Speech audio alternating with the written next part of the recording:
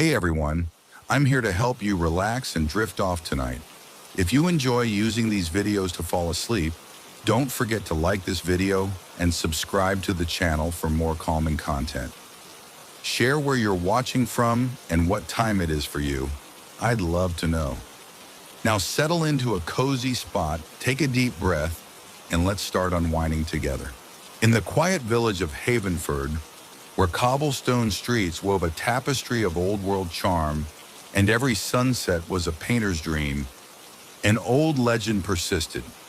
Passed down in whispered tones by firelight and scribbled on crumbling parchment, the tale spoke of a mysterious key, one forged in an age when magic and sorrow intertwined. This was no ordinary key. It was said to unlock any door it encountered, whether a creaking wooden portal, a hidden passage behind ivy, or even a gateway to secrets long buried in the heart of memory. Yet there was one peculiar twist to its power. Once a door was opened by the key, it would remain ajar, never to close again, leaving behind a trail of unsealed possibilities and irrevocable change. Legends claim that the key was a gift and a curse in equal measure.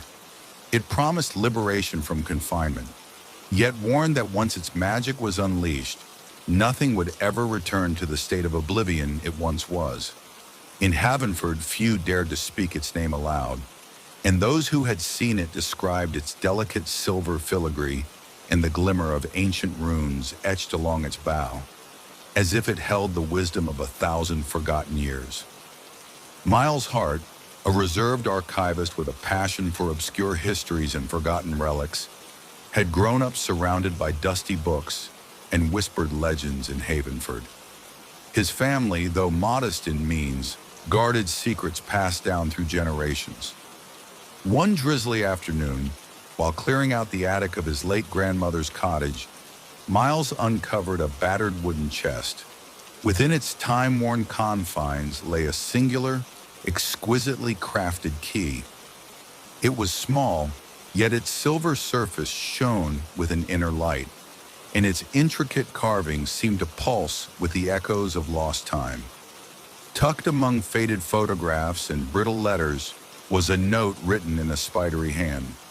This key opens all doors but closes none. Guard it well, for with every door unlocked, a piece of the past is set free.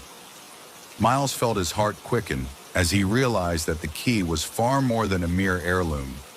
It was a relic of powerful, otherworldly design. With cautious excitement, he decided to preserve the key and learn its story, unaware that its magic would soon alter the course of his life. Over the following weeks, Miles devoted himself to uncovering the origins of the key. He scoured the town's archives, poring over centuries-old ledgers, diaries, and family genealogies. Fragmented accounts hinted at a long lineage of key bearers, each entrusted with the secret of unlocking doors that led not only to physical spaces, but also to realms of thought and memory. It was said that the key had been crafted by an artisan who had lost everything: love, home, and hope, and, in a final act of despair, had imbued the key with his own sorrow. Thus, the key was born from the union of grief and desire, capable of opening any door but leaving behind the irrevocable scars of its passage. Miles began testing the key on small, inconsequential locks: a dusty cabinet in the town's archive, an old door in a neglected wing of the local museum. To his amazement, every lock yielded effortlessly, and with each turn, a strange sensation washed over him, a feeling of liberation, tinged with melancholy. Yet no matter how many doors he unlocked, the key never seemed to lock them back. They remained open, as if caught in an eternal moment of possibility, inviting the past to mingle with the present in a tapestry of unending change. Emboldened by his early successes, Miles ventured further. One chilly evening, as the golden hues of sunset melted into the encroaching twilight, he found himself before an imposing, ivy-covered mansion on the edge of Havenford. Rumor had it that this mansion, abandoned for decades, concealed secrets of its former inhabitants, secrets too heavy for the passage of time. With trembling hands, Miles inserted the key into the mansion's ancient front door. The key slid in with a soft, resonant click, and as he turned it, the door creaked open, revealing a vast foyer shrouded in darkness and memories. Inside, the mansion was a labyrinth of dusty corridors and forgotten rooms. Each door Miles encountered along his journey bore its own story. Some doors led to crumbling libraries filled with yellowed manuscripts. Others opened to forgotten gardens where nature had begun to reclaim what was once man's creation. And yet, with every door he opened, an uncanny permanence took hold. The passage remained open, the threshold unbarred, as if the key's magic insisted on keeping the past perpetually accessible. In one particularly evocative chamber, Miles discovered a portrait of a woman whose eyes were filled with both sorrow and defiant hope. The plaque beneath read, Eleanor Blackwood, 1847 to 1873. As he studied the portrait, he felt an inexplicable connection, a whisper of her lost dreams echoing through the open door. It was as if the key had not only unlocked a physical door, but had also liberated a fragment of her soul, allowing her memory to linger in the present. As days turned to weeks, the consequences of the key's power began to manifest in ways that were both wondrous and unsettling. Miles's own life, once defined by routine and careful preservation of history, was now a mosaic of unlocked moments. Each door opened by the key, a symbol of an irreversible change. The town of Havenford, too, seemed to shift subtly. Long-forgotten rooms in the old museum and secret compartments in ancient buildings were rediscovered, their contents sparking a wave of nostalgia and revelation. But with these gifts came an unexpected burden. Every door left open was a doorway to what had once been sealed, a reminder that some secrets, once released, could never be contained again. Late at night, as Miles sat in his study, surrounded by his journals and countless photographs of unlocked doors, he began to ponder the deeper implications of the key. In his solitude, he wrote, "The key opens all that is hidden, yet in doing so, it leaves behind a trail of open thresholds, each one a symbol of the irreversible, a testament to the idea that once a secret is revealed, the past is forever woven into the fabric of the present. Is it a gift to know or a curse to remember?" The words haunted him. The open doors with their unguarded memories were both a window to the beauty of bygone eras and a reminder that some doors, once opened, would forever alter the course of history. One autumn afternoon, as the leaves turned to brilliant shades of gold and crimson, Miles received a mysterious letter delivered by a weathered courier. The letter, sealed with an unfamiliar crest, invited him to a grand estate beyond Havenford, a place reputed to house a door of exceptional mystery, one that promised to reveal the ultimate secret of the key. The letter read in part, "If you seek to understand the true nature of the key, come to the estate of Montclair, where one door holds the answer. But beware, the truth you uncover may change you forever." The invitation stirred something deep within Miles, a longing for resolution and the chance to unlock a mystery that had consumed him for so long. With a mixture of anticipation and trepidation, he prepared for the journey, packing his cherished journal, the key itself carefully wrapped in velvet, and a determination to face whatever truth lay behind the door at Montclair. The estate of Montclair lay far beyond the familiar roads of Havenford, nestled in a valley where mist wreathed the ancient hills, and the land seemed untouched by time. Miles embarked on the journey, traversing rugged landscapes, crossing meandering rivers, and following clues embedded in old maps and local lore. Along the way, he encountered fellow travelers, each with their own stories of doors opened by fate, of secrets revealed, and the inexorable pull of the unknown. One such traveler, a wistful old man named Gregory, shared with him a legend. There is a door, my friend, that is said to be the heart of all that was hidden. Once unlocked, it shows the truth of our existence, a truth both beautiful and painful. But take heed, not every secret is meant to be revealed, for some mysteries may forever alter the soul. These words echoed in Miles's mind as he pressed onward. With every step, the landscape grew more surreal, the air charged with anticipation, the boundaries between past and present blurring, as if the very earth remembered ancient secrets. After many arduous days, Miles finally arrived at the grand estate of Montclair. The mansion, a stately structure of stone and ivy, loomed before him with an air of quiet majesty. He was led by a silent butler through marble corridors and opulent halls, until he reached a secluded chamber at the heart of the estate. There, set into an ornate wall, was a single door unlike any he had ever seen. The door was made of ancient oak, its surface adorned with intricate carving that depicted a tapestry of life, death, love, and loss. Above the door, in faded gold leaf, was an inscription. Unlock to see, but remember, what is revealed shall never be concealed. Miles's heart pounded as he produced the key. With trembling fingers, he inserted the key into the door's lock. It clicked softly, and with a turn, the door swung open. What lay beyond was a room bathed in an ethereal light, a space that seemed to exist both in the physical realm and in a realm of pure memory and emotion. Stepping through the door, Miles found himself in a vast hall that stretched infinitely into the horizon. The walls were adorned with portraits of strangers whose eyes shone with the weight of unspoken histories, and the floor was tiled with a mosaic depicting the passage of time in an endless spiral. In the center of the hall stood a great mirror framed by silver filigree, its surface rippling like the surface of a still pond disturbed by a gentle breeze. As Miles approached the mirror, he saw not only his own reflection, but a multitude of images, a kaleidoscope of moments from his past, present, and a future he had never dared to imagine.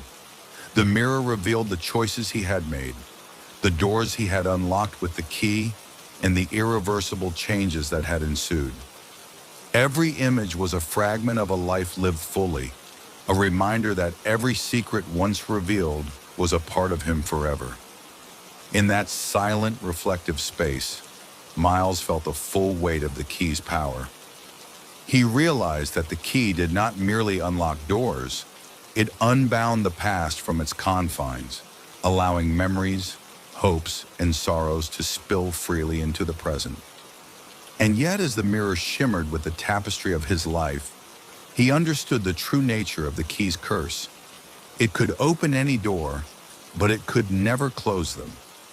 Every secret once unearthed would remain exposed to the light of remembrance, forever altering the landscape of his soul. Emerging from the chamber at Montclair, Miles was a changed man. The revelations of the mirror haunted him, each image a reminder of moments both wondrous and painful. He wandered the halls of the estate in silent contemplation, aware that he carried within him a legacy of unsealed truths. The key, a symbol of infinite possibility, now weighed heavily upon him. It had granted him the power to see the hidden layers of life, yet it had also stripped away the comforting veil of oblivion that once shielded him from the full force of his memories. In the weeks that followed, Miles struggled to reconcile the beauty and the sorrow of his revelations. He sought solace in quiet corners of the estate, in the company of friends who tried to understand his newfound introspection, and in the simple act of writing in his journal. His entries were raw and unfiltered, a chronicle of his journey, his triumphs, and his deep, unyielding grief for the moments that could never be undone. The key's magic, once a source of wonder, had become a constant reminder that every door opened was a threshold that could never be closed. It was a symbol of irrevocable change, a bittersweet legacy of the inexorable passage of time. With the passage of time, Miles learned to live with the burden of the unsealed truths. He understood that while the key had unlocked doors to his past, it had also given him a unique gift, a perspective that saw beauty in every moment, no matter how transient. The open doors of memory became a source of strength rather than regret. They were the chapters of his life, each one an indelible mark on his soul, guiding him to appreciate the present and cherish the lessons of the past. Miles eventually shared his story with the world, compiling his journals, photographs, and reflections into a beautifully bound book titled The Key of Unending Doors. His work resonated with readers far and wide, inspiring them to confront their own hidden memories and to embrace the idea that every secret revealed is a step toward a more authentic self. He began to travel again, not in search of new doors to unlock, but to help others learn that while some secrets, once revealed, can never be concealed, they can also be a source of profound wisdom. Miles taught that the essence of life lay in its impermanence, that the fleeting nature of moments is what makes them precious. He became a mentor to those who struggled with the weight of their past, encouraging them to see every unlocked door as an opportunity for growth and renewal. In the twilight of his years, Miles' heart returned to Havenford, the town where his journey had begun. The key that had unlocked countless doors was carefully placed in a small, glass-fronted case in the town's museum, a relic of endless possibility and irrevocable change. Visitors from near and far came to see the legendary key and to hear the tale of the man who had learned that every door opened could never be closed. On quiet evenings, as the sun dipped below the horizon and the town's shadows stretched long and deep, the people of Havenford would gather to listen to Miles's story, a story of loss, of hope, and of the eternal beauty found in the openness of life. They came to understand that while the past, once revealed, could never be forgotten, it also illuminated the path to a future filled with new beginnings and infinite possibilities. Thus, the legend of the key that unlocks any door but closes none endured, a timeless reminder that the journey of life is a series of open thresholds, each one a gateway to the extraordinary. In every heart that dared to dream, every soul that embraced its own history, the key lived on, a symbol of the irreversible, beautiful dance between memory and possibility, light and shadow, past and future. In a remote, forgotten valley, where the silver light of the moon bathed ancient forests and rugged mountains in an otherworldly glow, an enduring legend was passed down in hushed tones. Locals spoke of a castle, old as time itself, built by hands long turned to dust, whose very stones seemed imbued with magic. They called it the Moonbound Keep, for on nights when the full moon ascended to its zenith, the castle would stir, slowly and inexorably, and move to a new resting place as if guided by the celestial rhythm. Some believed it was a curse wrought by a tragic sorcerer. Others maintained it was a blessing, a guardian of secrets that refused to be tethered by mortal boundaries. And so the castle, both beacon and enigma, became a symbol of eternal mystery, a moving monument that defied the laws of earth and time. In the small, rustic village of Elder's Edge, nestled at the fringes of a sprawling forest, young Mara Wren grew up listening to the stories spun by her grandmother. Every winter evening, huddled by the crackling hearth, she would hear the tale of the Moonbound Keep, of a castle that appeared and vanished under the full moon's light, leaving behind whispers of glory, sorrow, and secrets best left forgotten. For Mara, those stories ignited a spark of longing and curiosity. They hinted at worlds beyond the ordinary, a realm where dreams danced with despair, and where fate was shaped by forces unseen. Years later, now a spirited adventurer and amateur chronicler of the extraordinary, Mara found herself unable to forget the legends of her childhood. With a worn leather journal in hand and a heart brimming with both courage and trepidation, she resolved to set forth on a journey to witness the castle that moved beneath the moon for herself. One crisp autumn morning, as the first light of dawn barely touched the horizon, Mara received a curious letter. It was written in elegant, flowing script on parchment that seemed as old as the legends themselves. The letter, unsigned and mysterious, read, "Seek the moonbound keep when the moon is full and the night is still. Follow the path where starlight guides your way, for the castle awaits the one whose heart dares to wander.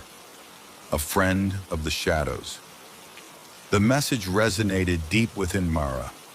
Was it a mere prank, or a genuine invitation from a kindred spirit of the unknown? Determined to uncover its truth, she packed her essentials, a compass, a camera, and the treasured journal, and set off toward the ancient forest that bordered her village. Mara's journey led her along a narrow, winding road that soon gave way to a dense woodland where sunlight struggled to penetrate the thick canopy.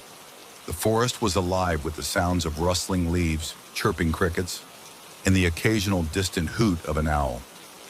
Every tree, every moss-covered stone seemed to breathe secrets from ages past. As she wandered deeper, the path became less distinct, almost as if the forest itself were reshaping the route.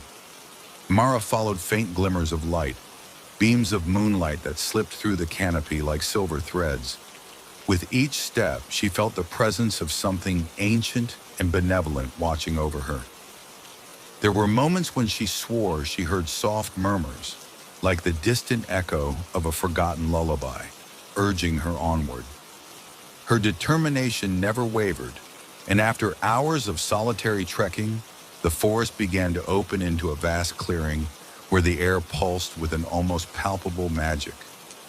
In the center of the clearing stood a structure that defied time, a castle of weathered stone and ivy-clad towers that shimmered under the early moonlight.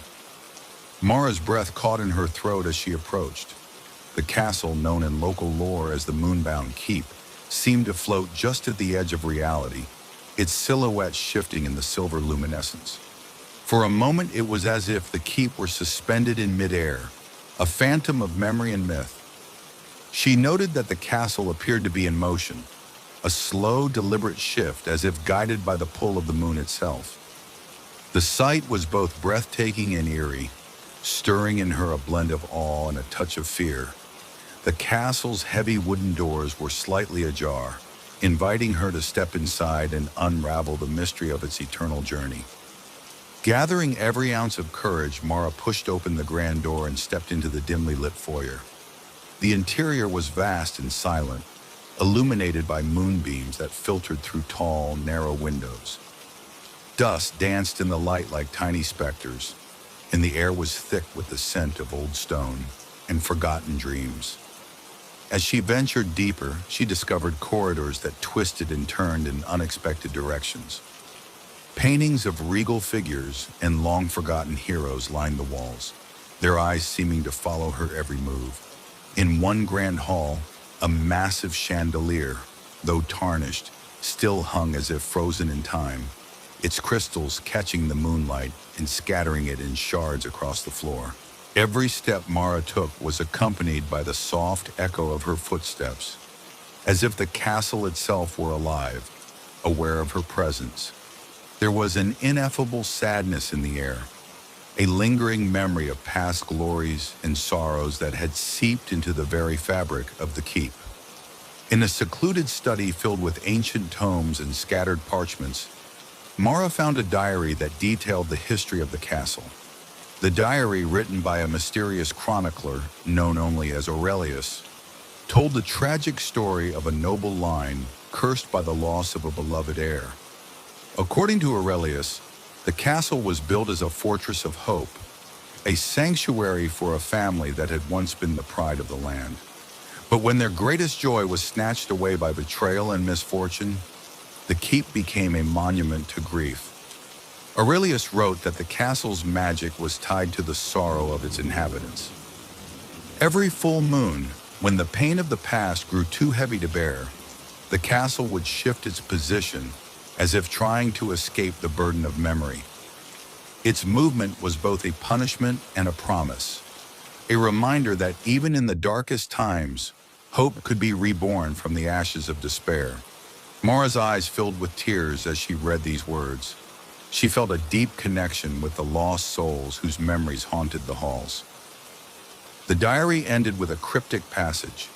When the moon is high and the heart is true, the keep will reveal its final secret, a chance to mend the broken and to set the wandering souls free. But heed this warning: to change the fate of the past, one must be prepared to surrender all that is dear. Over the following days, Mara explored the keep further, uncovering rooms filled with relics of a bygone era.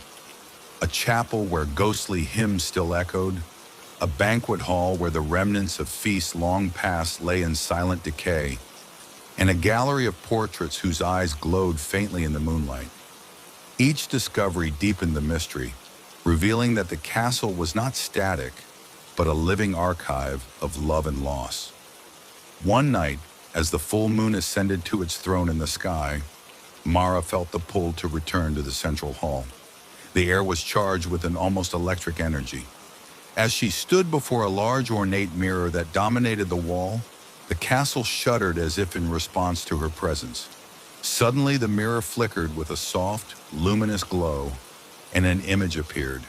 A vision of the castle as it once was, vibrant and resplendent, filled with the laughter of children and the music of joyous celebrations. But the vision darkened, revealing a subsequent image of sorrow. The same halls now empty, haunted by the silent echoes of grief. At that moment, Mara understood that the keep was offering her a choice, a chance to rewrite its tragic tale. The diary had mentioned a final secret, a ritual to break the curse and restore the castle to a state of eternal hope. The vision in the mirror beckoned her, and with trembling resolve, she decided to attempt the ritual. Gathering the fragments of clues scattered throughout the castle, Mara assembled the necessary relics for the ritual. She found a silver chalice hidden in a locked drawer, a withered rose pressed between the pages of an ancient book in the library, and a delicate locket bearing the image of a sorrowful maiden whose eyes seemed to hold a universe of unspoken words. Each object pulsed with its own history, a testament to the lives that had once filled the keep with both joy and despair. On the night of the next full moon, with the castle bathed in a ghostly glow, Mara returned to the central hall. She placed the relics on a marble altar in a precise configuration described in Aurelius's diary. As the wind outside sang a mournful tune, she recited the incantations with a voice steady and clear, a litany of ancient words that carried the weight of generations. The air grew thick, and the ground beneath her trembled as if in anticipation. Slowly, the walls of the castle began to vibrate with a soft, ethereal hum.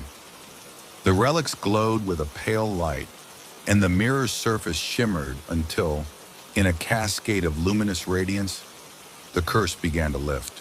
The long, sorrowful shadows that had haunted the halls receded, replaced by a gentle, healing warmth.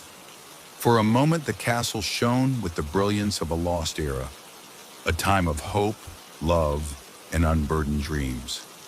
In that final transformative moment, Mara felt tears streaming down her face. She had not only witnessed the resurrection of the castle's spirit, but had also felt a deep connection to the souls that had once dwelled there. The ritual had offered a promise that even in the darkest places, the light of redemption could be kindled, and the wandering souls might finally be set free. With the first light of dawn filtering through the ancient stained glass windows, the castle seemed reborn. The once dismal corridors now glowed with gentle light, and the air was filled with the soft murmur of renewal. Mara emerged from the keep transformed, her heart carrying the bittersweet legacy of the past and the hopeful promise of the future. She knew that the magic of the moonbound keep was a fragile, ever-changing force, one that demanded constant reverence and care. Yet for the first time in many centuries, the castle no longer seemed a monument to sorrow, but a beacon of hope. The moving nature of the keep, its ability to shift its place beneath the moon, was now seen as a living testament to the impermanence of pain and the eternal potential for transformation. Mara returned to Elder's Edge with a wealth of knowledge and a journal filled with the story of her journey. She began sharing her experiences with the townsfolk, inspiring others to look beyond their own grief and to see the beauty that could arise from even the darkest of histories. The legend of the Wandering Castle spread, not as a tale of tragedy, but as a narrative of resilience, renewal, and the endless dance between light and shadow. Years passed, and the legend of the moonbound keep grew into a cherished part of local lore. The castle, true to its mysterious nature, continued to shift its location with the rising and setting of the moon, each new appearance unveiling fresh wonders and new chapters in its storied history. Travelers, scholars, and dreamers from distant lands came to witness the moving marvel, each carrying away a fragment of its magic, a memory of a night when hope had triumphed over despair. Mara, now a revered storyteller and guardian of the castle's legacy, spent her days recording the countless narratives woven into the fabric of the keep. Her writings, illustrated with delicate sketches and imbued with heartfelt emotion, became a beacon for those who believed that even the most tragic past could give rise to an enduring future. At annual gatherings in Elder's Edge, the townsfolk lit lanterns and recounted the tale of the castle that moved beneath the moon, a tale of mystery, transformation, and the ceaseless pursuit of hope in a world where nothing remains fixed. In the quiet twilight of her later years, Mara would often sit on the porch of her modest home, gazing out at the horizon where the night met the dawn. She recalled the first time she had seen the moonbound keep, a shimmering castle that moved with the magic of the full moon, a place where dreams were reborn and sorrows dissolved like mist in the morning light. Though the castle had long since moved on to a new resting place, its legacy lived on in the hearts of those who dared to dream beyond the confines of mortal grief. The legend of the Wandering Castle remained a timeless reminder that life, with all its twists and turns, was ever-changing, and that even in our darkest moments, the light of redemption awaits, hidden beneath the silvery glow of the moon. For as long as the moon graces the night sky and the ancient forests continue to whisper, the moonbound keep will wander, a symbol of eternal hope, a promise of transformation, and a living echo of a past that, though sorrowful, is destined always to give way to the beauty of new beginnings. Thus ends the chronicle of the castle that moves beneath the moon, a tale of shifting destinies, of magic and mystery, and of the eternal dance between light, shadow, and hope. In a remote and windswept corner of the high desert, where time seemed to slow and the earth bore scars of ancient upheavals, there lay a canyon known only to those with the courage to wander its rugged trails. Locals spoke of Echo Canyon in murmurs, tales passed down over campfires and in the quiet recesses of abandoned mining towns. The legend was that in the depths of this canyon, when the world was hushed and the night drew near, a ghostly choir would arise from the darkness. Their voices, ethereal and sorrowful, were said to echo the lost hopes and lamentations of souls long departed, creating a haunting melody that defied mortal understanding. It was a sound both mesmerizing and mournful, a chorus of spirits that seemed to weave the past into the present, reminding all who heard it that the canyon was a threshold between life and the eternal silence of memory. Jonathan Reed was a restless soul with a deep-seated fascination for the paranormal. From a young age, he had been entranced by stories of mysterious phenomena, of landscapes that hid secrets and voices that echoed from beyond. Growing up in the small desert town of Solstice, Jonathan had listened, wide-eyed, to the legends of Echo Canyon. The tales of a ghostly choir stirred something within him, an irresistible pull that transcended rational thought. Now in his early 30s and a freelance photographer with a penchant for uncovering hidden wonders, Jonathan found himself haunted by recurring dreams. Vivid images of a vast echoing canyon and the faint strains of a melancholy hymn that lured him ever deeper into its embrace. Late one autumn evening, as the dying light painted the sky in strokes of crimson and gold, Jonathan sat by the window of his modest apartment, scribbling in his journal. He wrote of a whisper on the wind, a subtle invitation from the canyon itself, urging him to seek the truth behind the legend. With determination and a heart full of curiosity, he resolved to embark on a journey, a quest to find Echo Canyon and witness the ghostly choir with his own eyes. Jonathan prepared for his expedition with a meticulous fervor. He gathered his camera, lenses, and a sturdy notebook. He packed provisions and maps marked with the sparse directions passed down by local elders. The journey to Echo Canyon was not for the faint of heart. It wound through barren stretches of desert, rocky passes, and windswept plains that whispered secrets of millennia past. Along the way, Jonathan encountered other travelers and old-timers who spoke in low, reverent tones about the canyon, each adding layers to the legend. "It's the voice of the earth," one grizzled miner had said, "and the memories of those who perished in its depths." After several days of travel, with the relentless sun beating down and the cool nights offering fleeting respite, Jonathan finally reached the outskirts of Echo Canyon. The entrance was marked by a gaping chasm flanked by towering, weathered cliffs whose surfaces bore intricate patterns carved by wind and time. A palpable energy hung in the air, a mix of awe and foreboding. As he stood at the brink, Jonathan felt a shiver run down his spine. This was the threshold where the legends became tangible, where the boundary between the natural and the supernatural blurred into one haunting continuum. With a deep breath and an unsteady resolve, Jonathan began his descent into the canyon. The narrow winding trail led him past ancient rock formations and through shadowed grottos, where echoes of his own footsteps mingled with distant, unidentifiable sounds. As he ventured deeper, the temperature dropped and an eerie silence settled, broken only by the occasional rustle of desert brush and the faint, almost imperceptible hum that seemed to emanate from the very walls of the canyon. Every step forward felt like a passage into another realm.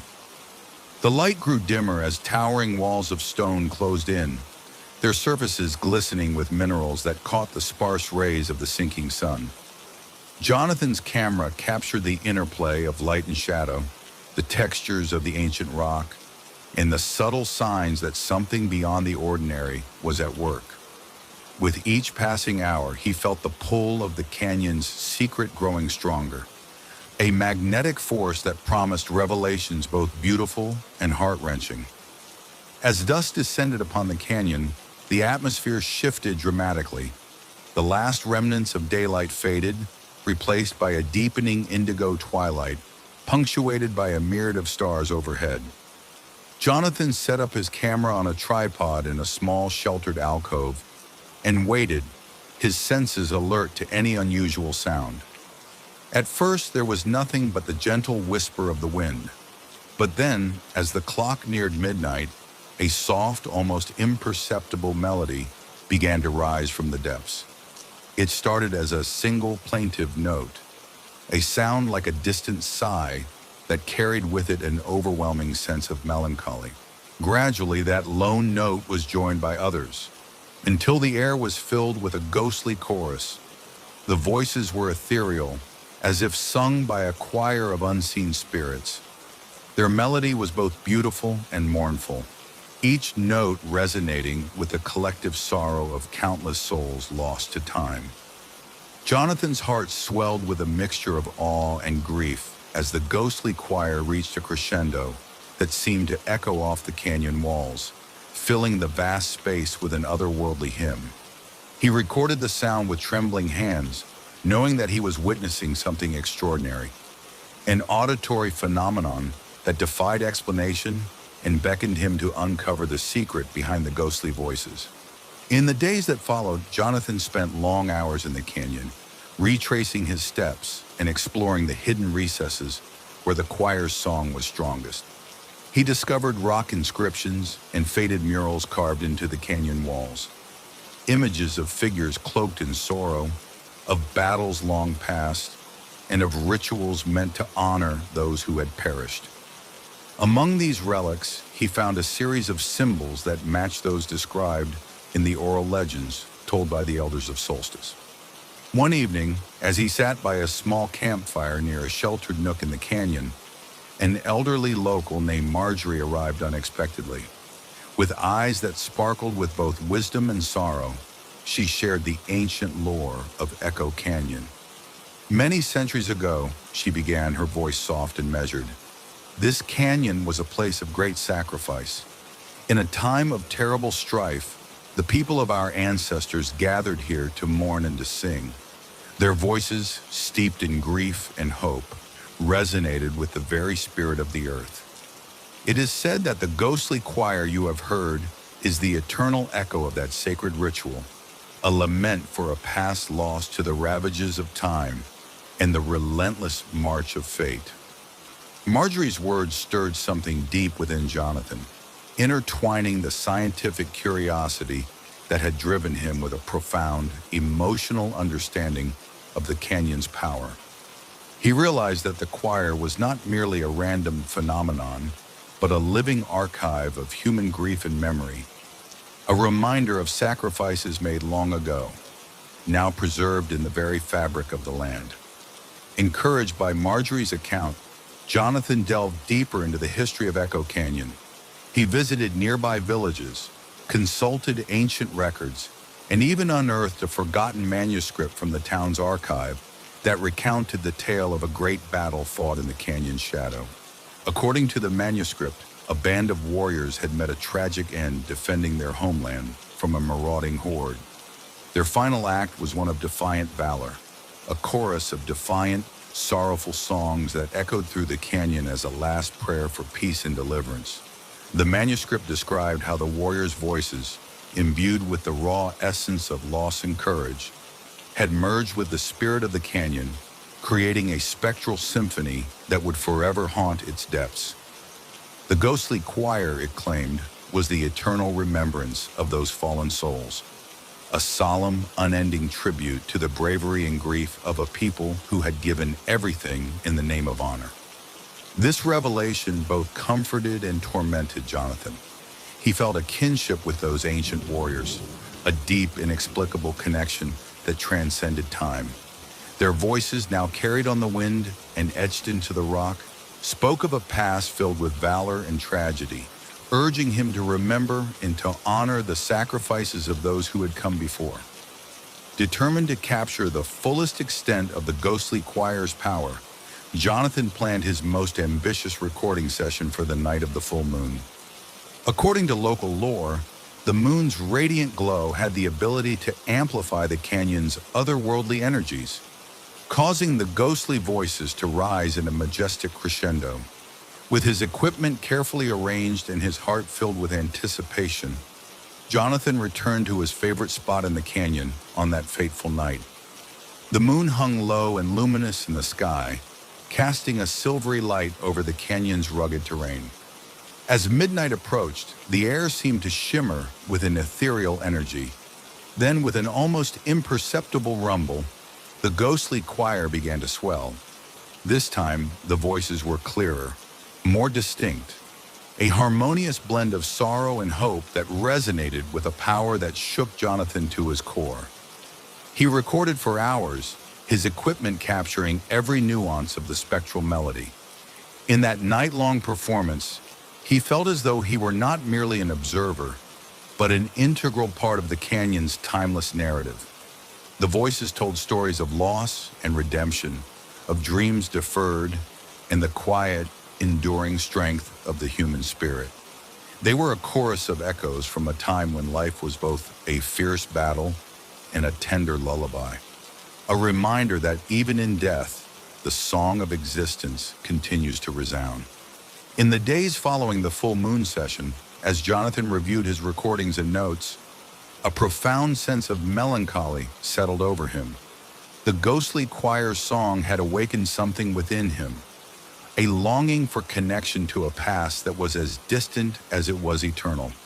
Yet with that longing came a heavy burden, the realization that the voices he had captured were not meant to be fully understood, only felt.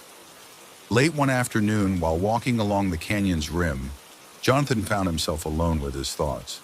The setting sun painted the sky in fiery hues, and long shadows stretched across the canyon floor. In that moment, the canyon fell silent. The ghostly choir had ceased its lament, as if exhausted from the night's symphony. The abrupt silence was deafening, a stark contrast to the ethereal music that had filled the night.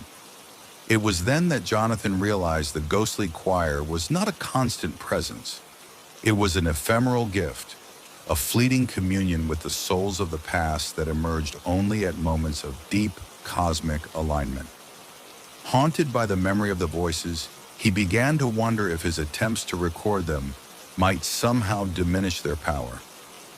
Was he, in his quest to capture the beauty of the past, in danger of silencing the eternal song that had echoed through the canyon for centuries? As the seasons turned and Jonathan's research deepened, he found himself at a crossroads. He had amassed a trove of recordings, photographs, and written accounts of the ghostly choir, a legacy of the canyon's mysterious power that could be shared with the world. Yet he also felt a profound responsibility to preserve the sanctity of the voices that had so touched his soul. The ghostly choir was not merely a subject for study, it was a living testament to the sacrifices, the battles, and the enduring sorrows of those long gone. In a series of long, contemplative nights, Jonathan wrestled with the ethical dilemma. Should he release his findings to the world, potentially commercializing and diluting a sacred phenomenon? Or should he guard the secret of the canyon, preserving its magic for those who would truly appreciate its beauty and sorrow? His journal entries grew increasingly introspective, filled with musings on the nature of memory, the transience of life, and the weight of history. "We are all echoes of what has come before," he wrote one night, "and sometimes the most beautiful songs are those that remain unrecorded, whispered only on the winds of the past." After much soul-searching, Jonathan decided that his work was not his alone to keep. He resolved to share his experiences, not as a scientific study, but as a poetic tribute to the enduring power of the human spirit. With care, he compiled his recordings and writings into a beautifully bound book, accompanied by a gallery of his haunting photographs of the canyon. His work, titled The Choir of Echoes, was released to the world as both a memoir and a celebration of the timeless bond between light, shadow, and memory. In the years that followed, the Choir of Echoes captivated audiences far beyond the borders of Windermere. Readers and listeners found solace and inspiration in the ghostly melodies, in the tragic beauty of voices that transcended the boundaries of time. Scholars debated the origins of the phenomenon, while artists found in the ghostly choir a muse for their creations. Echo Canyon, once a hidden, almost forbidden place, became a pilgrimage site for those seeking to connect with the ancient past and the raw, unfiltered emotions of history. Jonathan, now an older and wiser man, continued to visit the canyon. Each journey was a reminder of the ephemeral nature of life and the eternal beauty that lingers in moments of profound loss and joy. On quiet nights when the wind carried a hint of the ghostly choir, he would sit on a rocky outcrop and listen, closing his eyes and letting the voices of the past wash over him like a sacred melancholic hymn.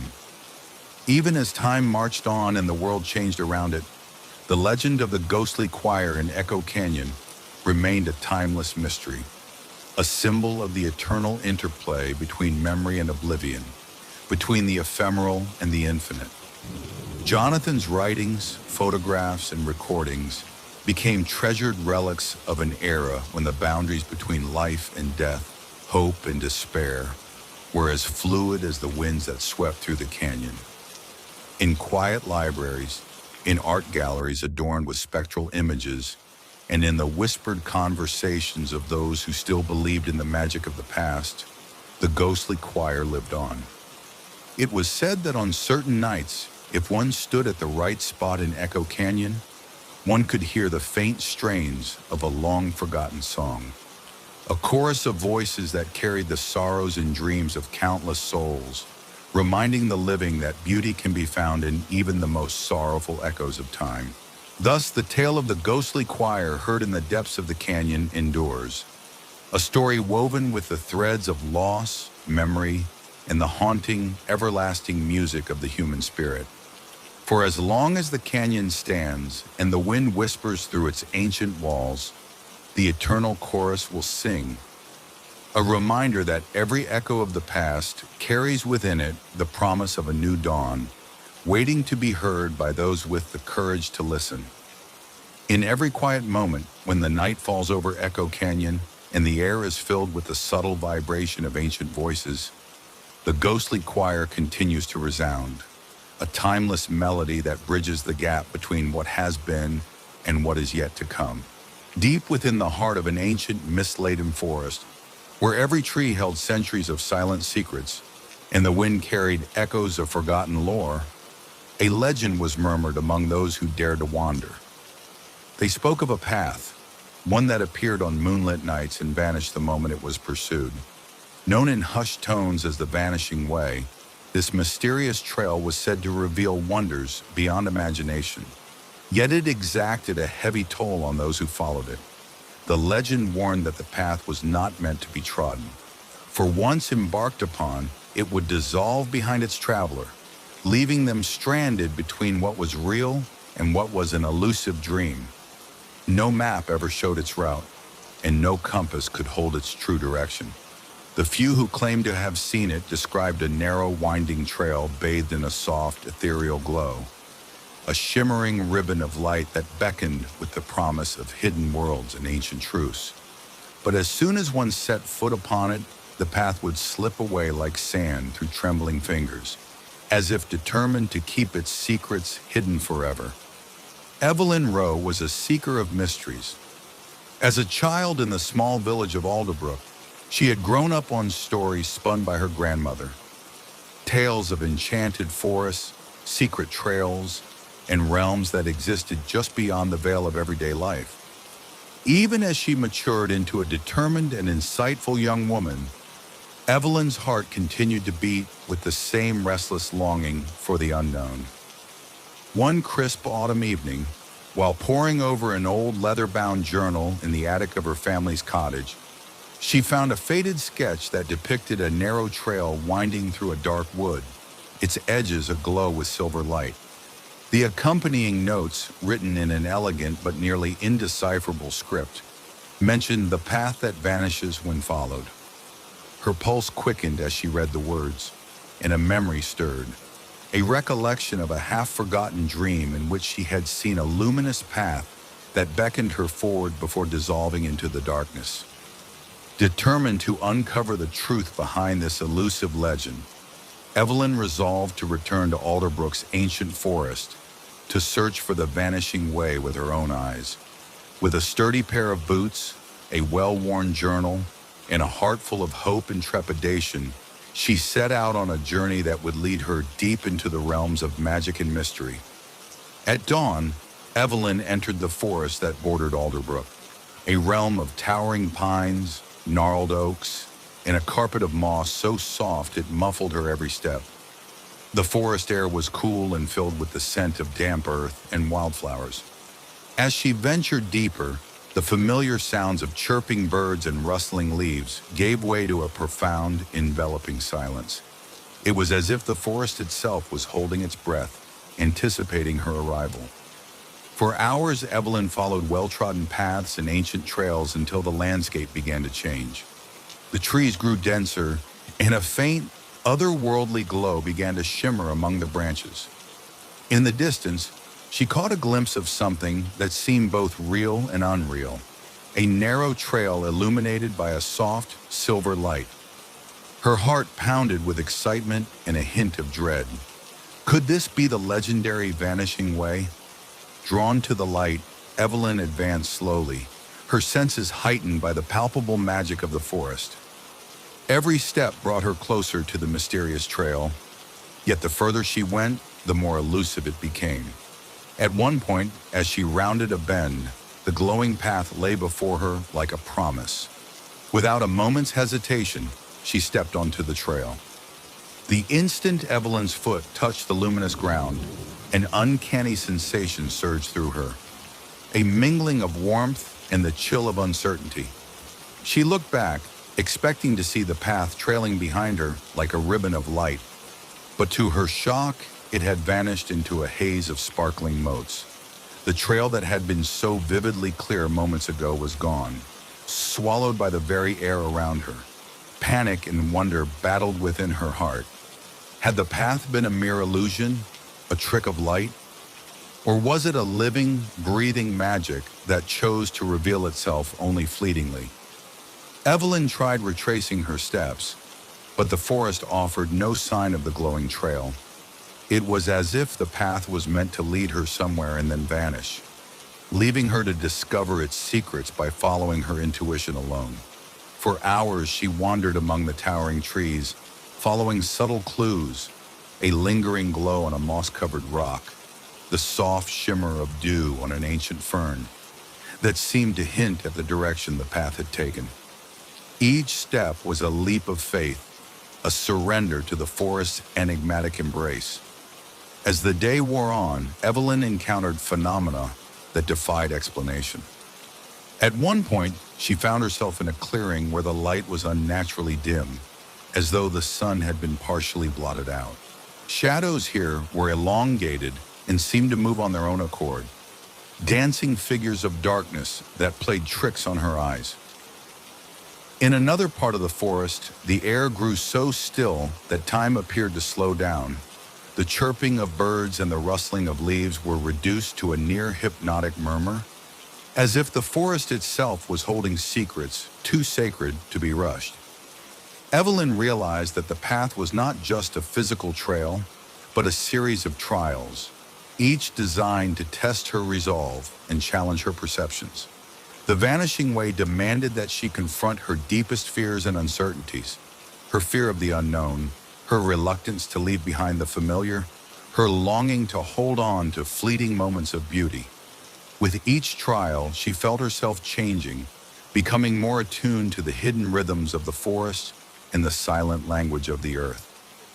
In one such trial, as she passed through a dense thicket, a sudden gust of wind scattered leaves around her, creating a swirling vortex of color and sound. For a moment, Evelyn felt as if she were caught in a timeless dance, where every leaf was a memory, every gust a whispered secret. And then, just as suddenly, the storm of leaves ceased, leaving her standing alone in a profound silence. It was in these moments that she understood.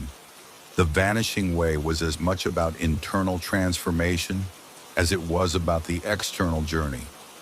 As twilight began to descend, Evelyn reached a secluded glade deep within the forest. Here, the air was thick with a mysterious energy, and the sky overhead was painted in hues of deep indigo and silver. In the center of the glade stood a solitary stone pedestal, upon which rested a small, weathered plaque inscribed with symbols and words in an ancient tongue. Sitting on a nearby log, Evelyn closed her eyes and listened to the sounds of the forest. Gradually, the rustling of leaves and the distant murmur of a stream began to coalesce into something more. A faint chorus of voices, soft and indistinct, as though they were coming from the very ground beneath her feet. When she opened her eyes, she noticed that the shadows of the glade were different. They were longer, darker, and seemed to carry the weight of untold stories.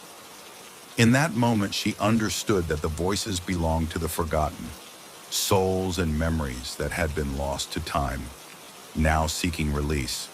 The glade was a nexus where the past and present converged, a place where the vanishing way had not only led her physically, but had also awakened a deeper awareness within her.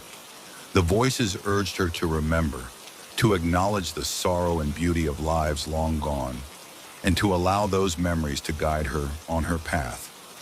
Evelyn recorded the ethereal chorus in her journal, her hand trembling as she scribbled down words that seemed to emerge from the very earth. "We are the echoes of forgotten dreams," one voice seemed to say. "In our silence, find the truth of your own soul."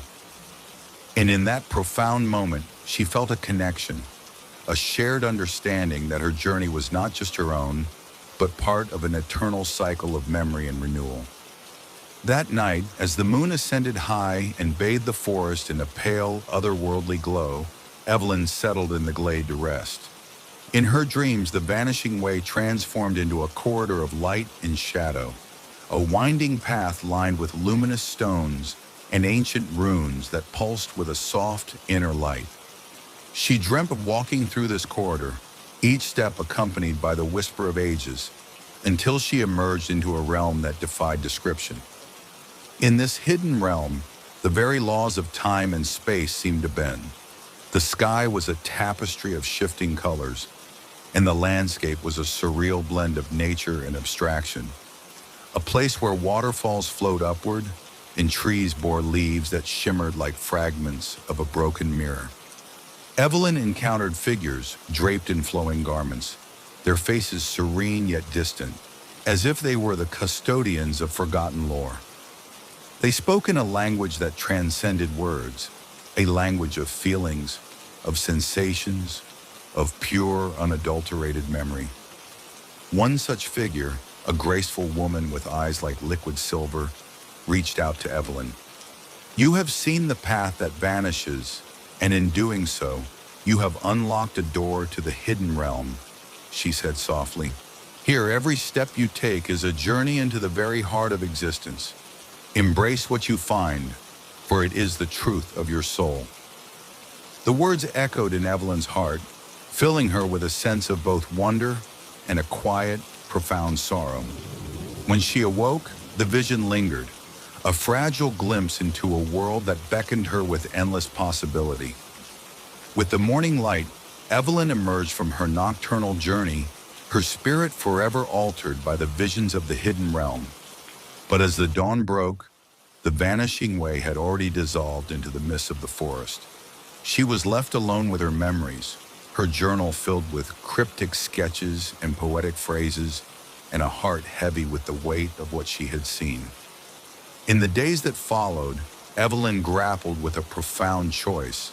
The vanishing way, with all its beauty and mystery, was an invitation to transcend the ordinary, a chance to step into a world where dreams and memories merged. Yet to follow that path would mean abandoning the safety of the known, venturing into a realm where the boundaries of reality blurred and the future was uncertain. Every whispered voice and every elusive shadow reminded her that once embarked upon, the path might never be retraced. Friends and neighbors in Alderbrook noticed a change in her. Though she remained the gentle, thoughtful woman they had always known, there was a new depth in her eyes, a glimmer of light and shadow intertwined, hinting at a secret burden. She would sometimes wander to the edge of the forest, gazing into the distance with a far-off look, as if listening to a call only she could hear. In quiet moments, she confided in her journal, writing of the bittersweet allure of the vanishing way. "To follow is to risk losing oneself in the endless tapestry of memories," she penned. "Yet to ignore it is to deny the truth of existence, the truth that every moment, every fragment of light and shadow is a doorway to the infinite." Torn between the desire for transformation and the need to remain anchored in the world she loved, Evelyn resolved that her journey must be both an exploration and a homecoming, a delicate balance between embracing the unknown and cherishing the familiar.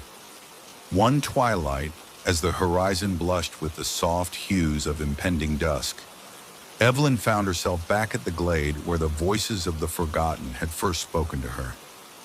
The air was charged with anticipation, and the forest around her seemed to hold its breath. In the fading light, she noticed a subtle change, a glimmer of silver among the shadows, a faint luminous trace of the vanishing way. It was as if the path, though unseen, had left a mark, a silent promise that it was still there, waiting for those brave enough to follow. With a deep breath, Evelyn stepped forward. The ground beneath her feet felt alive, pulsating with the quiet energy of the forest. Each step was measured and deliberate, and though the path did not appear in the conventional sense, she felt guided by the soft murmur of the wind and the gentle call of the unseen. In that transcendent moment, Evelyn realized that the true journey was not about following a visible trail, but about trusting the inner voice that echoes the hidden truths of the soul. As she walked, memories of her past, joy, sorrow, love, and regret, merged into a luminous tapestry that enveloped her. The forest around her shifted, revealing fleeting images of her childhood, lost dreams, and the faces of those she had loved and lost. It was a dance of light and shadow, an eternal procession of moments that made up her life. The path, though invisible, guided her deeper into the heart of the forest until she reached a serene clearing, bathed in the soft light of the moon. There in the center lay a small pool of water, perfectly still and reflecting the star-studded sky. Evelyn knelt by the pool and gazed into its depths. In the reflection, she saw not just her face, but the essence of her journey, a mosaic of every step taken, every fear confronted, every dream embraced. In that quiet communion with her own soul, Evelyn understood that the vanishing way was not a curse, but a gift, a reminder that the journey of life is ever-changing, and that even the most elusive paths are woven into the fabric of existence. To follow the path was to embrace the impermanence of life, to honor the transient beauty of every moment, and to recognize that true wisdom lies in the balance between holding on and letting go. When the first light of dawn touched the treetops, Evelyn found herself standing at the edge of the forest once more.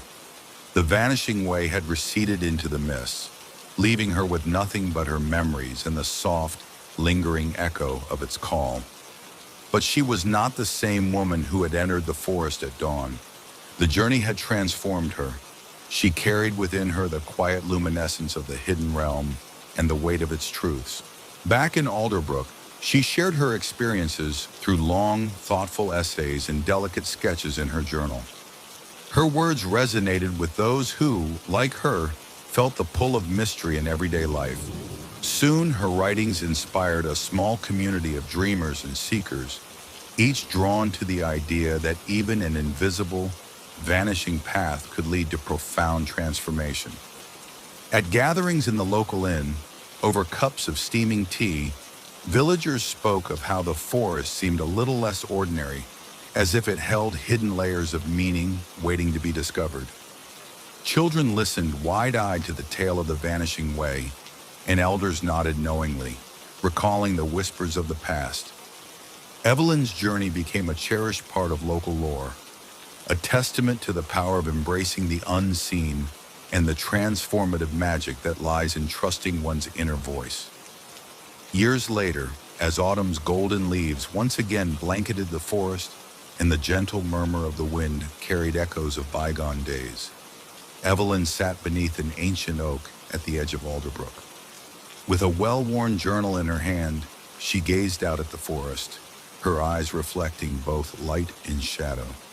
Though the vanishing way remained invisible to those who looked with ordinary eyes, she knew that its magic lived on, in every rustle of leaves, in every whisper of the wind, and in the quiet courage of those who dared to follow their own hidden paths.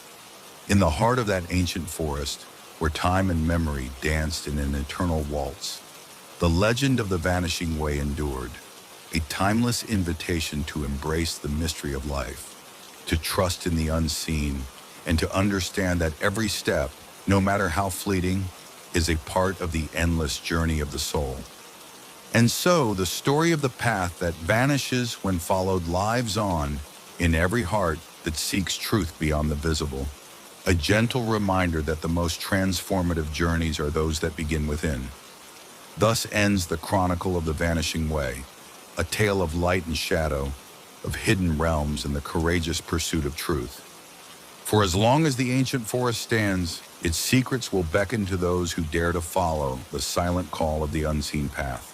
In an old manor on the edge of a forgotten town, there existed a legend whispered among the superstitious and chronicled by wary historians. A legend of a painting that did not simply capture a scene, but actively consumed light itself. It was said that when the cursed canvas was unveiled, the very air around it would grow dim, as if every stray ray of sunlight or flicker of candle flame was irresistibly drawn into its depths.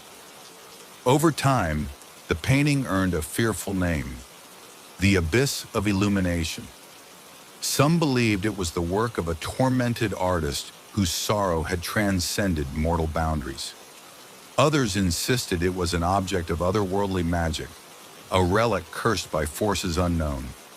For those who dared to gaze upon it, the painting was both mesmerizing and terrifying, a promise of beauty intertwined with the threat of eternal darkness. Evelyn Archer was a quiet woman with a scholarly heart and a penchant for unraveling mysteries of the past. When she received news of an unexpected inheritance from a distant relative, a sprawling estate known as Blackwood Hall, she was intrigued but unprepared for the secret it concealed. Along with the creaking manor came a single, unmarked parcel, a heavy canvas-covered object wrapped in layers of faded velvet. The accompanying letter was brief, written in elegant, archaic script.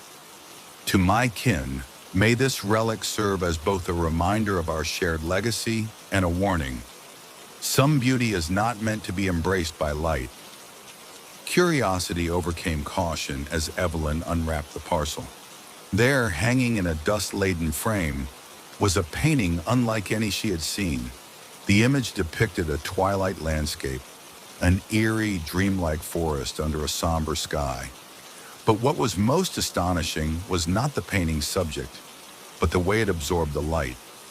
In the corner of her dim attic, when the morning sun crept in through the window, the canvas appeared to drink in the brilliance, leaving a patch of unnatural darkness that defied explanation.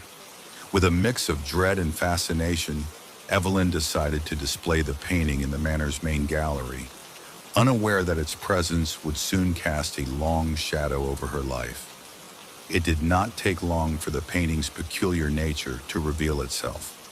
On the very first day it hung on the wall, visitors to Blackwood Hall remarked on the strange chill in the subtle gloom that gathered around it. The vibrant hues of the manor's richly appointed rooms seemed to fade in its presence. Daylight that once danced merrily across polished floors diminished to a dim, muted glow near the painting, as if the very canvas had an insatiable hunger for light. Evelyn, troubled by these observations, began to document the changes meticulously. Each morning she measured the brightness of the gallery with a small, delicate instrument, and each time, the numbers confirmed her worst fear. The area around the painting was growing steadily darker. Even at midday, when the sun should have been at its zenith, a circle of gloom encircled the artwork, a silent, inexplicable void. Rumors started to circulate among the staff and local townsfolk. Whispers spoke of old curses and ancient sorrows, of a family tragedy that had once enveloped Blackwood Hall. Evelyn's heart pounded with a mixture of scientific curiosity and an instinctive dread as she resolved to uncover the truth behind this living darkness. Determined to trace the origins of the cursed painting, Evelyn delved into the dusty archives of Blackwood Hall. She spent long nights poring over family records, letters, and forgotten journals. Slowly, a tragic narrative began to emerge. The story of Alistair Blackwood, a brilliant but tormented artist who had once lived in the manor. According to the fragile documents, Alistair had been revered for his innovative works, Yet he was also a man whose soul was shattered by a series of unimaginable losses. The untimely death of his beloved wife, a bitter betrayal by those he trusted, and a descent into despair that consumed his every waking thought. One particularly fragile diary entry described a fateful night when, overcome by grief and anger, Alistair had locked himself in his studio. There, in a haze of despair, he set about creating what he called his final masterpiece. He wrote of invoking ancient rites, calling upon forces beyond mortal ken to capture his anguish in brushstrokes. His words hinted at a ritual, a desperate act to preserve the memory of his love and to bind his pain into art. The diary concluded with an ominous promise. Let the light be devoured by my sorrow, and in the consuming, may the world remember that even the brightest hope can be eclipsed by despair. Evelyn's investigation confirmed her growing suspicion. The painting was Alistair's masterpiece, and its ability to absorb light was no mere accident. It was the manifestation of a curse born from unyielding grief. As the days turned into weeks, the effects of the painting began to ripple through Blackwood Hall. The once bright corridors became dim and foreboding. Shadows seemed to cling unnaturally to the walls, and even the air grew heavy with melancholy. Some of the staff claimed to hear soft, indistinct weeping when no one was present. At night, when the manor fell silent, strange sounds echoed through the halls, a distant sobbing, the rustle of fabric, and the faint strains of a mournful melody that no instrument could produce. One stormy evening, as lightning illuminated the ancient corridors, Evelyn heard a knock at the gallery door. Rushing to answer, she found no one there, only a lingering chill and the echo of a sorrowful whisper that seemed to come from within the painting itself. That night, as she lay awake in her room, she dreamed of a shadowed figure, an anguished man with tear-streaked cheeks, reaching out with trembling hands. In the dream, the man spoke with a voice filled with sorrow. "Release me. Free us from the consuming darkness." When Evelyn awoke, her heart was heavy with the unsaid promise of redemption and a dire warning of the curse's true nature. Realizing that the painting's malevolent influence was not confined to a mere trick of optics, Evelyn sought the wisdom of experts in the occult and historical magic. She contacted Professor Julian Merrick, a scholar of arcane lore at a prestigious university, whose reputation for deciphering ancient curses was well known. Intrigued by her findings, Professor Merrick agreed to visit Blackwood Hall and examine the painting. Together, they conducted experiments and rituals in the gallery. Under the flickering light of candles, they recited incantations found in Alistair Blackwood's diary and ancient grimoires.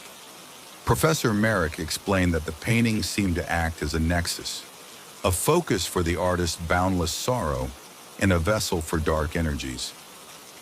It is as though Alistair's despair has turned the canvas into a void, he mused, a place where light is not reflected, but consumed, leaving behind only the darkness of memory. Despite their efforts, the curse persisted. Every attempt to dispel the darkness resulted in a temporary softening of the gloom, only for it to return with renewed vigor. The realization struck them both. To break the curse, they would need to confront the very source of Alistair's despair, and perhaps in doing so, find a way to transform that sorrow into something that could no longer feed the darkness. After weeks of research and consultation with mystics and scholars, Evelyn and Professor Merrick devised a daring plan, a ritual of transmutation aimed at releasing the trapped sorrow and allowing the light to return.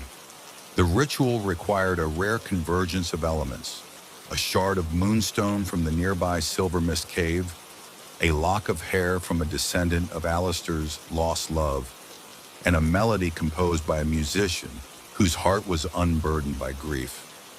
Evelyn embarked on a journey to Silver Mist Cave, navigating treacherous cliffs and ancient paths that had been the subject of local legend.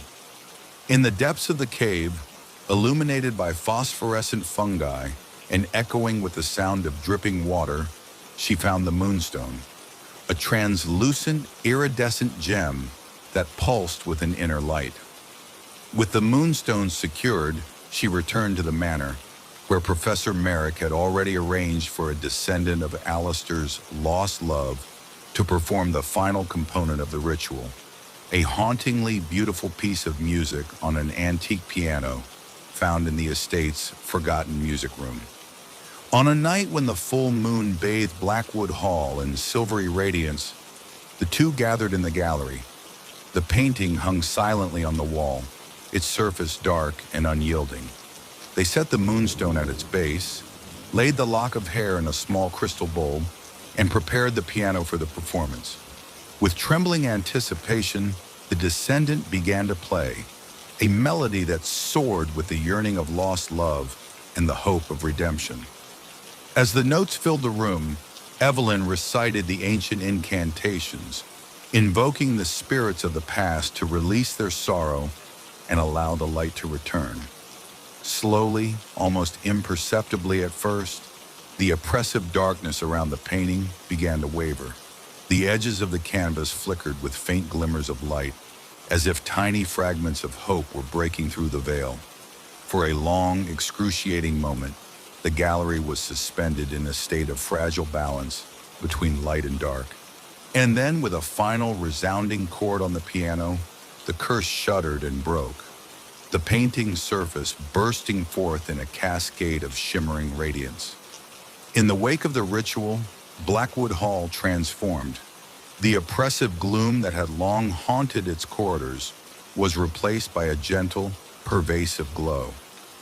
The once dark painting now radiated a soft, warm light that filled the room and seemed to mend the broken fragments of the past. The faces in the portraits, the whispers in the halls, even the air itself appeared lighter, as if the burden of sorrow had been lifted. For a time, the manor buzzed with renewed energy. Visitors arrived from distant places, drawn by the miraculous transformation and the promise of hope that the painting now symbolized. Professor Merrick documented the event with rigorous detail, while Evelyn chronicled her journey in a series of journals that blended scientific inquiry with poetic reflection. The legacy of Alistair Blackwood took on a new meaning, a story not solely of despair, but of the power of transformation and the resilience of the human spirit. Yet even as light returned to the manor, a lingering question remained. Had the curse been truly broken, or had it merely been transmuted? In quiet moments when the moon shone high and the echoes of the past were faintly heard in the rustle of leaves, Evelyn sometimes wondered if the painting might one day consume light again. But for now the darkness had receded, leaving behind the soft glow of hope and the promise of a new beginning. As the seasons changed, Blackwood Hall became a sanctuary for those seeking solace and inspiration. Artists found in the transformed painting a muse for their work. Poets wrote verses about the interplay of light and sorrow, and visitors marveled at how a relic born of grief could become a symbol of redemption. Evelyn, now deeply intertwined with the legacy of the manor, dedicated herself to preserving its history and sharing its lessons with the world. She organized gatherings in the gallery where people from all walks of life could come together to share their own stories of loss and renewal. In these sessions, the painting served as a focal point, a reminder that even in our darkest moments, there is the potential for transformation. That light can break through the thickest veil of despair. The music that had once been the key to the ritual was performed on quiet evenings, its haunting melody evoking memories of love, tragedy, and the infinite capacity for change. And though the manor still held the echoes of its past, it now resonated with a warmth and vibrancy that was palpable, a living testament to the power of sacrifice, redemption, and the unyielding human spirit. Years passed and Blackwood Hall stood as a beacon of hope and mystery. The painting that once consumed light had become a cherished relic, a reminder that even the deepest sorrow can be transformed into beauty. Yet in the quiet corners of the manor and the whispered legends of the village, there remained a subtle caution, a recognition that magic is a delicate balance, one that requires constant vigilance. Evelyn, now older and wiser, continued to guard the legacy of Alistair Blackwood. She would often stand before the painting in the soft glow of twilight, her eyes reflecting both the triumphs and tragedies of the past. In those moments, she could almost hear the faint strains of the descendants' melody, a reminder that every note of sorrow had in its own time given way to hope. The manor became a living museum, a place where history, art, and magic converged.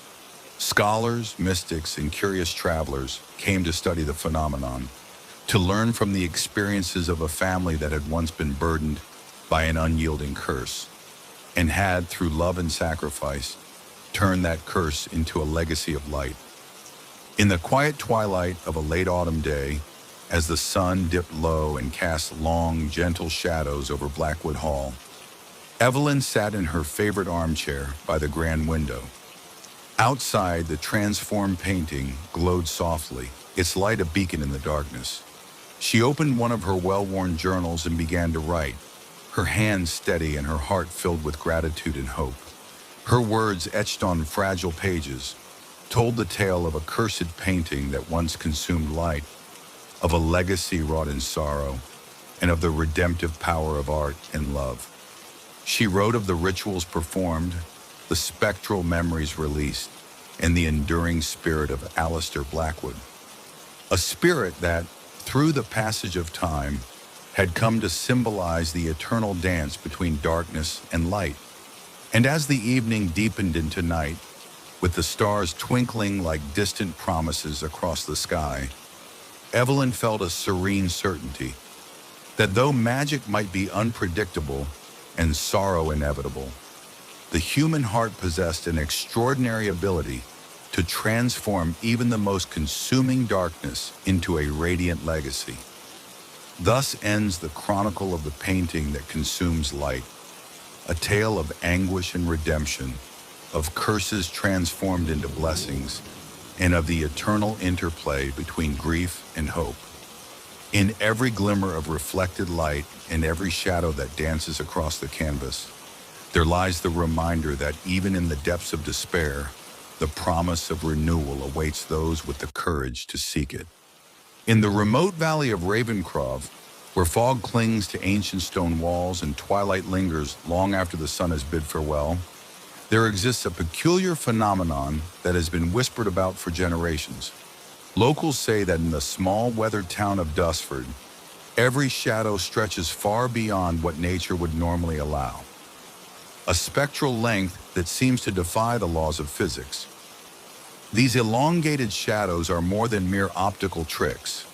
They are said to carry secrets, memories, and even the weight of souls. Some believe they are remnants of forgotten grief, while others claim they are harbingers of long-lost tragedies. In hushed conversations by flickering candlelight, elders recount how, on certain days when the air is heavy with impending change, the shadows grow impossibly long, as if reaching out to reclaim something lost to time. Gabriel Reyes arrived in Dustford on a cold, misty morning, his breath visible in the pale light as he stepped off the old bus onto a street lined with weather-beaten buildings. He was a freelance journalist and photographer, drawn by the rumor of a town where shadows were said to defy natural laws. Gabriel had spent countless hours in city libraries researching local folklore, and the tantalizing whispers of Dustford's unusual phenomenon had captivated his imagination. As he wandered the main street, he noticed immediately that something was off. The shadows cast by street lamps, trees, and even passers-by seemed unnaturally long, stretched out like dark fingers reaching for unseen secrets. The air carried an otherworldly stillness, and the residents, wrapped in worn coats and quiet smiles, offered only vague nods and cautious glances when asked about the long shadows. Gabriel felt both excited and unnerved. In his journal he wrote, There is an inexplicable melancholy in the way light and dark interlace here, like the past itself is etched into every shadow. He resolved to spend his first day exploring the town and its surroundings, determined to capture the phenomenon on film and perhaps uncover the origins of this enduring mystery. That afternoon, Gabriel set out on foot to document the anomaly.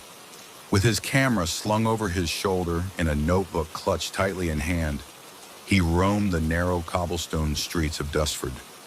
Every building, every lamppost, cast a shadow that extended far longer than the object itself. At first he thought it was a trick of the low winter sun, but as the day wore on, the shadows persisted even as the sun climbed higher in the sky. He paused in front of an old clock tower at the heart of town, its face weathered and its hands frozen in time.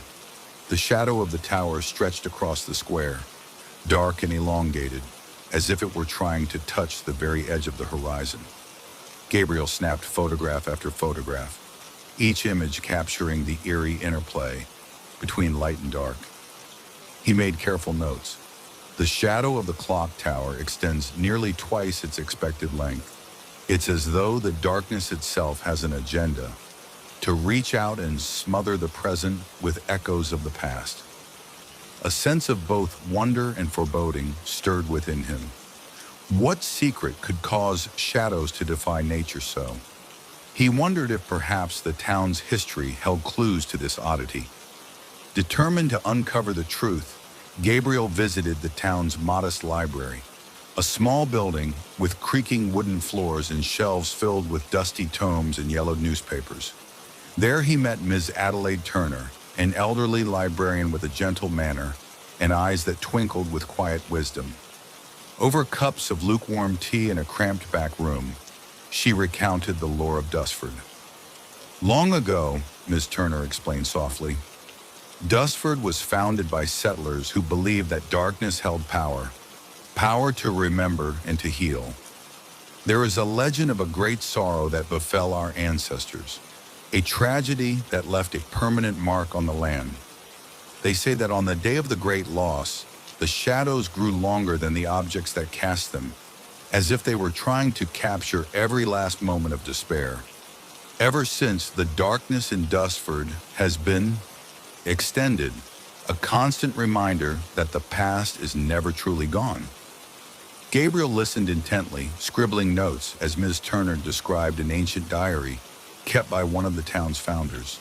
The diary, she explained, spoke of a terrible calamity, a great fire or a devastating flood that had claimed many lives and left the survivors forever haunted by grief. It was believed that in their despair they had unwittingly cursed the land, causing the shadows to lengthen as if to reach back into the darkness of their lost world. With renewed determination, Gabriel resolved to track down this diary. He combed through local records, interviewed longtime residents, and scoured the dusty corners of the library. Each piece of evidence hinted at a deep-seated sorrow in Dustford's history, a sorrow so profound that it warped even the natural interplay of light and shadow. That evening, after a long day of research and reflection, Gabriel decided to venture beyond the town's limits. The long shadows, he thought, might be even more pronounced in the untamed wilderness that lay just beyond Dustford. With his camera and journal in hand, he walked the winding road into the surrounding forest, a place where ancient trees formed a cathedral of green, their branches intertwining high above, filtering the last rays of the setting sun. In the forest, the phenomenon grew even more surreal. The shadows of towering oaks and twisting vines stretched impossibly long, merging with the fading light in a dance of deep indigo and ebony. As he walked deeper into the woods, Gabriel felt a strange sensation, as if the forest itself were alive with memories. Every rustle of leaves, every subtle shift in the light, seemed to echo with voices from a time long past. He discovered a small clearing by a gently flowing stream, where the water itself appeared to carry reflections of another era. The shadows here, too, were unnaturally elongated, merging with the darkness of the underbrush. Gabriel set up his tripod and captured a series of long exposure photographs. As the shutter clicked, he noted in his journal, "The forest here is a living memory, every shadow a silent elegy for what has been lost. It's as if the trees are reaching out to grasp the remnants of ancient sorrows." The images he captured were hauntingly beautiful, a juxtaposition of natural splendor and eerie melancholy. The forest was alive with the echoes of the past, and its long shadows seemed to whisper secrets that only the brave could decipher. Back in Duskford, Gabriel's search for the ancient diary led him to a dilapidated mansion on the edge of town, once the home of one of the founding families. In a dusty attic, hidden under a stack of brittle books and faded linens, he uncovered a leather-bound journal with cracked, embossed lettering on its cover. The diary belonged to one Jonathan Blackwood, a man whose grief had been recorded in painstaking detail. Over several days, Gabriel pored over the fragile pages. Jonathan's entries recounted a series of tragedies: the loss of his beloved wife in a terrible accident, the destruction of his home in a raging inferno, and the subsequent dissolution of his family's hopes and dreams. The diary spoke of a night when, in a fit of despair, Jonathan had walked into the forest and stood beneath a blood-red moon. There, in his anguish, he had vowed that no light would ever fully dispel the darkness of sorrow. "Let the shadows grow long, so that they may always remind us of what was lost," he had written. As Gabriel read these words, he felt an overwhelming sadness. The diary was a window into a heart broken by relentless grief, a grief so potent that it seemed to have seeped into the very fabric of the land, warping the natural balance of light and dark. He realized that the long shadows of Duskford were not merely an oddity of nature, but a living memorial to the collective sorrow of its people. Armed with his research and photographs, Gabriel began to document the stories of the town's inhabitants. He spoke with families whose ancestors had perished in the calamity, with elderly villagers whose eyes reflected decades of unspoken pain, and with local poets who found beauty in the melancholy of long shadows. Many recounted how, on certain days, the sun's rays would fail to dispel the extended silhouettes, leaving the town bathed in a perpetual, sorrowful dusk. One such resident, Mrs. Eleanor Fletcher, an octogenarian with a gentle, trembling voice, told him of a day when the shadows were so long that even the church bells seemed to toll in mourning. "We all felt it then," she said softly, as if the earth itself was weeping for the souls we had lost. Her words, laden with grief and reverence, echoed the sentiments that Gabriel had discovered in Jonathan Blackwood's diary.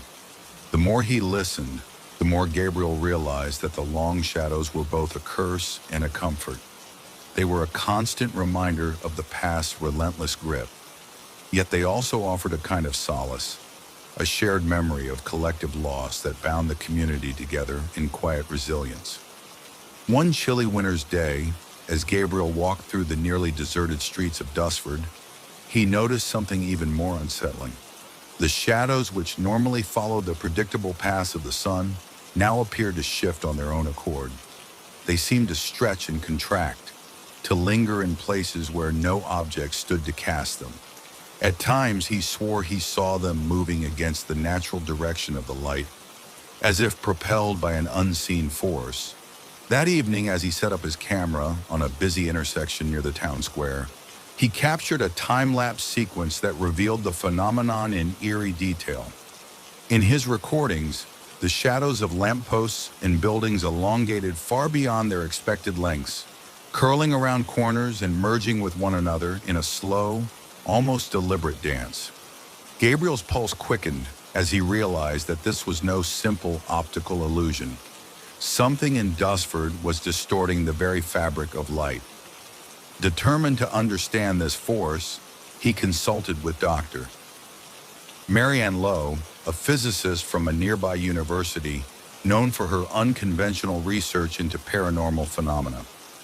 Dr. Lowe explained that the phenomenon might be linked to a unique gravitational anomaly in the region, compounded by the emotional residue of centuries of collective sorrow. It's as if the town's history is etched into the very light, she mused. The shadows have become a canvas upon which grief and memory are projected. Though her scientific explanation was tentative, it provided Gabriel with a framework to explore the deeper, more mystical implications of the phenomenon. As autumn turned to winter, the intensity of the long shadows reached a fever pitch.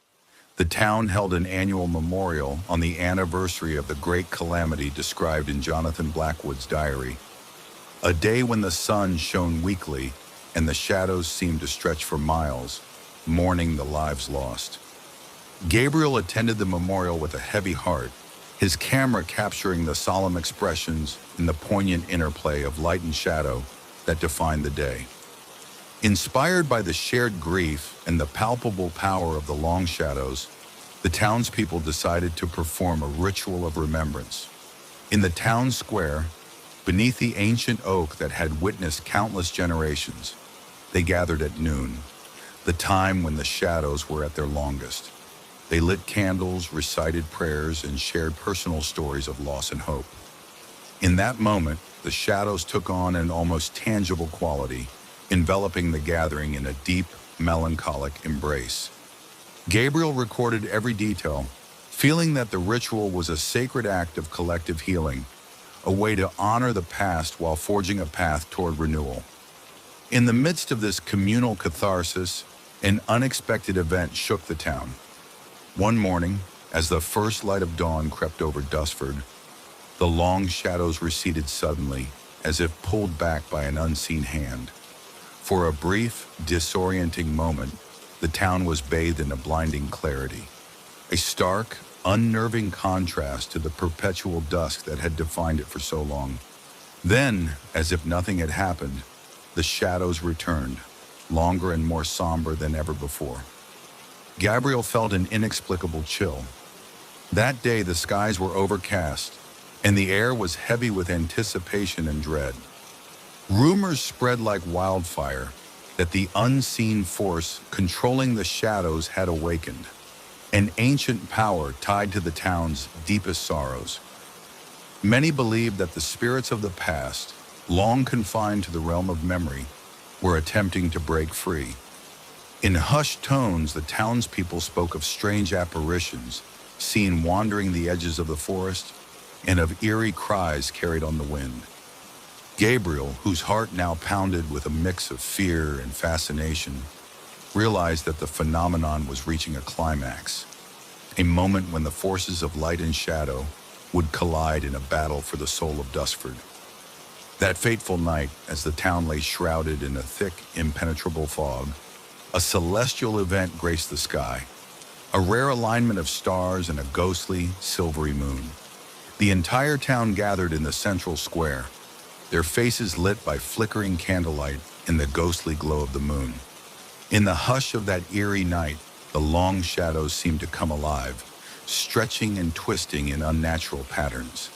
The air vibrated with a silent energy, as if the very fabric of reality were on the verge of unraveling. Gabriel, standing at the center of the square, felt that this was the moment of reckoning. He recalled every story, every whispered legend, every piece of evidence that had led him to this point. With trembling hands, he raised his camera and began to record, capturing the surreal dance of the shadows as they intertwined with the collective grief of the town. Then, as if in response to the palpable tension, the long shadows converged upon the ancient oak at the square's edge. A deep, resonant sound, like the tolling of a distant bell, echoed through the air, a sound that seemed to call forth the spirits of the past. In that moment, the long shadows appeared to flicker and merge, revealing fleeting images of those lost to tragedy. Faces filled with sorrow and longing emerged from the darkness, only to vanish as quickly as they had appeared. For several agonizing minutes, time itself seemed to stand still. The townspeople, eyes wide with terror and wonder, held their collective breath. Then, as quickly as the phenomenon had begun, the shadows receded, leaving behind a profound silence and a sense of bittersweet release. The ancient oak stood illuminated in the pale light, its branches now free of the oppressive weight of extended darkness.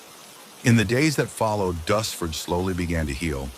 The long shadows, though still present, no longer loomed as oppressively as they once did.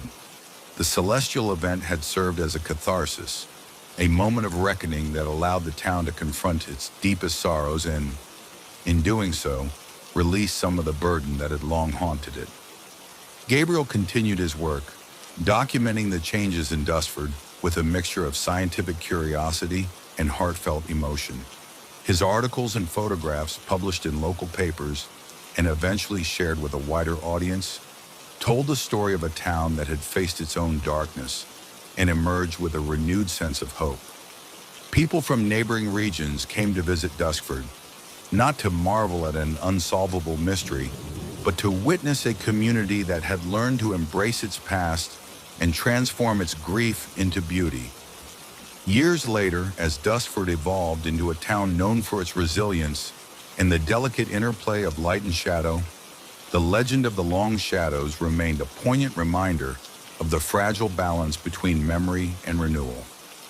Gabriel's work became a cherished record of that tumultuous time, a legacy of art and truth that inspired future generations to seek beauty in even the darkest corners of existence. On quiet afternoons, when the sun shone softly and the shadows stretched in gentle arcs, the people of Dustford would often pause to reflect on their shared history. Children learned of the long shadows through stories passed down by their elders, and the once oppressive phenomenon was remembered not as a curse, but as a symbol of the town's enduring spirit, a legacy of sorrow transformed into hope. In every glimmer of light, every flicker of darkness, the town's soul lived on. The long shadows, though once unnaturally extended, now danced gracefully in the sun, a living testimony to the power of collective memory and the infinite capacity for healing. And as long as the sun rose over Dustford, its people would remember that even the longest shadows are cast by light, and that within every moment of despair lies the promise of a new beginning. Thus ends the chronicle of a town where shadows are longer than they should be, a tale of mystery, grief, and ultimately the transformative power of remembrance. For in the interplay between light and darkness, every soul finds its place, and every shadow, no matter how long, is a reminder that hope endures.